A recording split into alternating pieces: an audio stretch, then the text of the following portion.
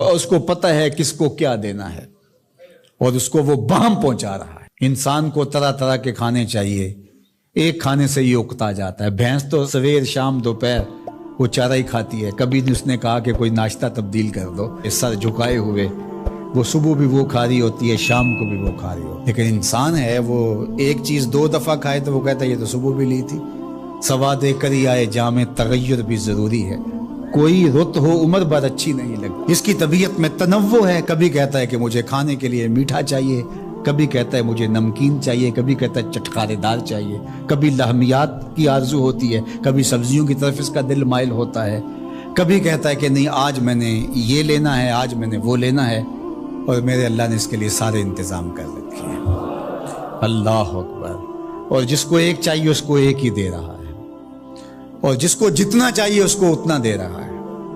ہمیں تو ہنڈیا کے لیے آدھا کلو یا 1 پاؤ گوشت چاہیے ہوتا ہے، لیکن شیر کو میں نے افریقہ کے اندر لائیو ناشتے کرتے دیکھا ہے، اور وہ پورا ہرن جو ہے وہ ہڑپ کر جاتا ہے، اللہ روز اسے دیتا ہے۔ ہنس ایک پرندہ ہے، وہ سچے موتی کھاتا ہے، اور سچے موتی پنساری سے آپ لینے جائیں تو تولوں ماشوں میں ملیں، اور وہ بھی لاکھوں روپے میں، اور وہ بھی تیقن سے آپ نہیں کہہ سکتے کہ اس میں 2 نمبری تو نہیں ہے، یہ واقعتاً صحیح ہے، چونکہ آج کل تو یہ چیزیں چلتی ہیں، لیکن اس کو پیٹ بھر کے چاہیے ہوتے ہیں صبح شام دوپہر۔ اور دنیا کے اوپر ایک ہنس نہیں رکھا ہوا اللہ نے، لاکھوں ہنس کروڑوں ہنس دنیا پہ پائے جاتے ہیں، اور ان کو اربوں موتی روز چاہیے، اللہ روز عطا کر رہا ہو۔ تو یہ ہے اس کی ربوبیت، جس کو جو چاہیے وہ عطا کر رہا ہوتا ہے۔ رب العالمین، تمام جہانوں کا پالنے والا ہے۔ رب کا معنی علماء نے یہ کیا ہے، حضرت عبداللہ ابن عباس فرماتے ہیں انہ مالک الدنیا وانہ مالک الاخرى، یہ دنیا کا بھی مالک ہے اور آخرت کا بھی مالک ہے۔ رب یہ صرف دنیا میں ہی نہیں، آخرت کے اندر بھی اس کے خانے کرم پہ لوگ پل رہے ہوں گے، اور دنیا میں بھی اس کے خانے کرم پہ لوگ پل رہے ہیں۔ اب عالم کیا ہے؟ ما سوی اللہ کو عالم کہتے ہیں۔ علماء نے اس پر بہت کچھ لکھا، لیکن حضرت وہب بن منبہ رضی اللہ تعالیٰ عنہ فرماتے ہیں کہ 18,000 عالم ہیں، ان میں سے ایک عالم یہ عالم دنیا ہے۔ بہت ساری چیزیں ہیں، ہماری انسان کی پہنچ ہی وہاں تک نہیں ہے۔ وما یعلم جنود ربک الا هو، اللہ کے لشکروں کو کون جانے؟ اللہ، وہی جانتا ہے اس نے کیا کیا پیدا کیا۔ انسانی مرغ عقل تھک کے گر جاتا ہے۔ اللہ اکبر۔ تو کہا رب العالمین، تمام جہانوں کا پالنے والا۔ اچھا، یہاں رب المسلمین نہیں کہا گیا، رب المطیعین نہیں کہا گیا، رب المتقین نہیں کہا گیا۔ صرف نیکوکاروں کا، اچھے لوگوں کا رب ہو، جو نہیں مانتے وہ ان کا بھی رب ہے، جو انکار کرتے ہیں ان کا بھی رب ہے۔ اللہ اکبر۔ یہ اس کی ربوبیت کی شان ہے کہ وہ اپنوں بیگانوں کو سب کو نواز رہا ہے۔ اور اگر آپ کی توجہ ہو تو یہاں ایک جملہ اور کہنا چاہوں گا، رب کا لفظ جو ہے وہ واحد ہے اور عالمین جمع ہے۔ رب العالمین، ایک رب اتنے جہانوں کو پال رہا ہے، ایک رب اتنے جہانوں کو پال رہا ہے۔ چلو اس سے آگے ایک اور بات کروں، رب واحد ہے اور عالمین جمع ہے، تو ایک رب کے کئی بندے ہو سکتے ہیں، ایک بندے کے کئی رب نہیں ہو سکتے، اس لیے رب کو واحد رکھا، عالمین کو جمع رکھا۔ کیونکہ اگر ایک خادم جو ہے، ایک غلام 5-6 آقا رکھے تو ایک کہے پانی لے کے، اور دوسرا کہے کہ میرے حقے میں آگ بھرو، اور تیسرا کہے تو وہ کدھر جائے گا کدھر جائے گا، اور ایک آقا 100 خادموں سے بھی کام لے رہا ہے۔ تو رب کو واحد رکھا، عالمین کو جمع رکھا، اس لیے بندے کا رب ایک ہی ہو سکتا ہے، 360 نہیں ہو سکتے۔ رب ایک ہی ہوگا، اور ایک رب کے ہی بندے جو ہیں وہ ہزاروں ہیں۔ وہ تمام جہانوں کو پال رہا ہے۔ کیوں پال رہا ہے؟ کوئی ضرورت ہے اسے؟ جو بھی ہے، باپ اولاد کو پالتا ہے تو اس کے ذہن کے کسی گوشے میں ہوتا ہے یہ بڑھاپے کا سہارا بنے۔ شاگردوں کو استاد پڑھا رہا ہوتا ہے، اس کے ذہن میں ہوتا ہے کہ کل یہ میرے کاز میں میرے ساتھ کھڑے ہو جائیں گے، میرے ساتھی ہوں گے۔ ملازموں کے ساتھ ان کا باس کھڑا ہوتا ہے تو ان سے کام لینا ہوتا ہے، غرض ہوتی ہے۔ تو اللہ اتنے جہانوں کو پال رہا ہے تو کیا غرض ہے؟ الرحمن الرحیم، محض رحمان ہے نا، اسے کوئی غرض نہیں، وہ رحمان ہے اور رحیم ہے، اور یوں ہی پال رہا ہے۔ جو نہیں مانتا اسے بھی پال رہا ہے، اور جو مان رہا ہے اسے بھی پال رہا ہے۔ اللہ اکبر، وہ رحمان ہوا، وہ رحیم ہوا۔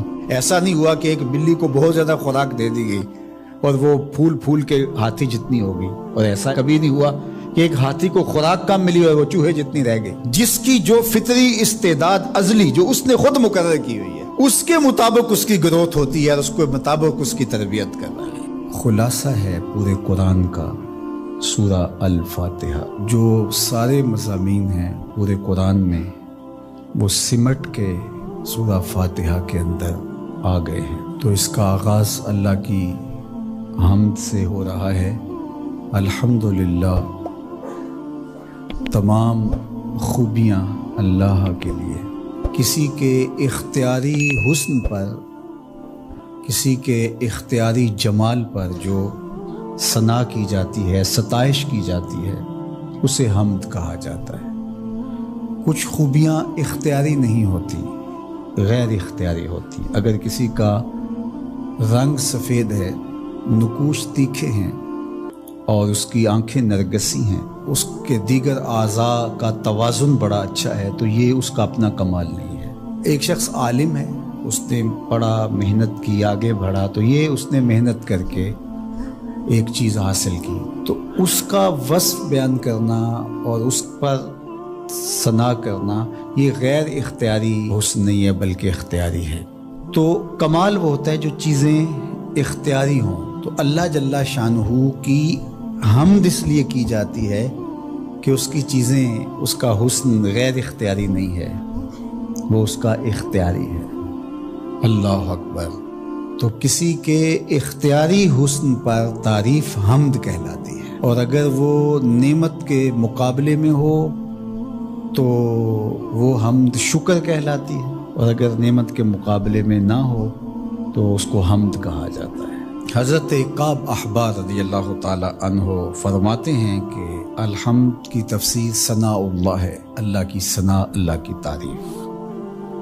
اور حضرت ضحاک بن مزاحم نے اس کا ترجمہ کیا ہے الحمدللہ رداء الرحمن، یہ رحمان کی چادر ہے۔ جس طرح چادر زینت دیتی ہے اور وقار کی علامت ہوتی ہے، اور اہل عرب کندھے کے اوپر چادر ڈال کر کے جو ہے وہ ایک خاص ان کی حیت ہوتی ہے۔ یہاں گرمی سردی سے بچاؤ کے لیے چادر لی جاتی ہے، لیکن عرب میں چادر جو ہے وہ زینت کے لیے لی جاتی ہے، اور وہ آپ نے دیکھا ہوگا کہ عرب علماء یہاں کندھے پہ چادر رکھتے ہیں، تو وہ زینت کے لیے ہوتی ہے، ضرورت کے لیے نہیں ہوتی۔ تو اس لیے یہاں جو رداء الرحمن کہا گیا ہے، تو الحمد رحمان کی زینت ہے، وقار کی چادر ہے۔ ثنا کی جتنی بھی قسمیں اور جتنی بھی صورتیں ہیں وہ اللہ کے لیے، وہ ڈائریکٹ تعریف کی جائے تب بھی اللہ کی، انڈائریکٹ تعریف کی جائے پھر بھی اللہ کی ہے۔ یعنی پھول کو کہا جائے کیا خوب پھول ہے تو پھر بھی اللہ کی تعریف، اور کہا جائے سبحان اللہ پھول کو دیکھ کر پھر بھی اللہ کی تعریف، پاکیزگی اللہ کی بولی جا رہی ہے۔